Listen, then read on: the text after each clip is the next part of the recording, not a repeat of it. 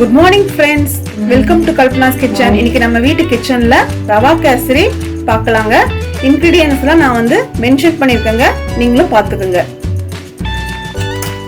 கடாய் வச்சுக்கோங்க, 1/2 tablespoon ghee ஊத்திக்கோங்க. எடுத்து வச்சிருந்த ஸ்பிளிட் முந்திரி 20 நம்பர்ஸ் ஆட் பண்ணிக்கலாம். முந்திரி நல்லா ரோஸ்ட் ஆயிடுச்சுங்க, தனியா பிளேட்ல எடுத்து வச்சுக்கலாம். அதே நெய்ல நாம 250 கிராம் ரவையை வறுத்துக்கலாங்க. இது ஒரு 2 minutes நல்லா ப்ரௌனிஷ் ஆகும்போது நாம வறுத்துக்கணுங்க. ரவை நல்லா ப்ரௌன் கலர் ஆயிடுச்சுங்க. இப்போ நீங்க தண்ணி எடுத்து வச்சுக்கோங்க. 250 கிராம் ரவைக்கு 2 டம்ளர் நம்ம தண்ணி ஆட் பண்ணலாங்க. நான் வந்து கொஞ்சமா 4 to 5 drops pineapple essence add பண்றேன்.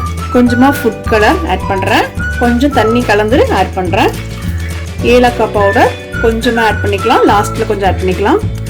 தண்ணி நல்லா கொதிக்கட்டுங்க, அப்புறம் நம்ம ரவையை போட்டுக்கலாங்க. தண்ணி பாருங்க நல்லா கொதிக்குது. இப்போ நீங்க அடுப்பு சிம் பண்ணிட்டு ரவையை கொஞ்சம் கொஞ்சமா நாம ஆட் பண்ணிக்கலாங்க.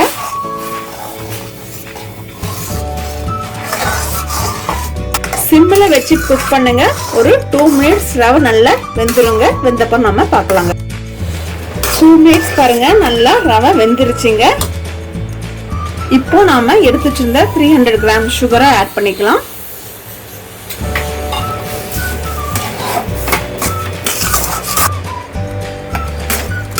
சுகரை மிக்ஸ் பண்ண அப்புறங்க 2 minutesக்கு அப்புறம் நம்ம பார்க்கலாங்க.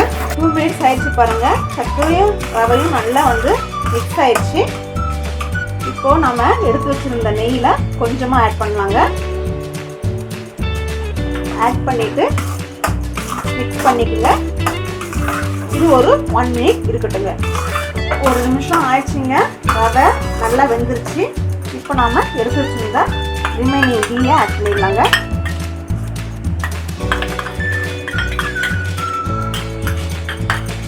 நல்லா மிக்ஸ் பண்ணிட்டுங்க. இது எப்படி ஆயிடுச்சுன்னு தெரியறதுக்காக நான் பாருங்க, கடாயில நம்மளுக்கு ரவை வந்து ஒட்டாம வரணுங்க. இப்போ எடுத்தா ஒட்டக்கூடாது. இந்த ஸ்டேஜ் நம்மளுக்கு ஆயிடுச்சுங்க. ஃபைனலாக நம்ம எடுத்து வச்சிருந்த கேஷ்யூ ஆட் பண்ணிக்கலாங்க. ஏலக்காய் பவுடரையும் ஆட் பண்ணிக்கலாம். நம்மளோட ரவா கேசரி ரெடி ஆயிடுச்சுங்க. இப்போ நீங்கள் சர்வ் பண்ணலாம். வாங்க ஃப்ரெண்ட்ஸ், ரவா கேசரி ரெடி ஆயிடுச்சுங்க. வாங்க சாப்பிடலாம்.